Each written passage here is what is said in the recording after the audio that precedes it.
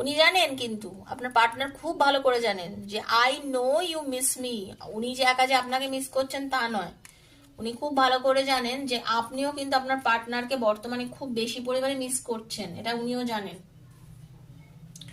তবে উনি ভাবছেন যে আমি তো সব আশাই ছেড়ে দিয়েছি, মানে এতটাই উনি টেনশন করেন বা ডিপ্রেশনে আছে যে I hope I have lost all Hopes. মানে আপনিও আছেন, আমি যেটা দেখতে পাচ্ছি, আপনিও কিন্তু এই মুহূর্তে আপনার পার্টনারের সঙ্গে কোনো যোগাযোগ মেনটেন করছেন না।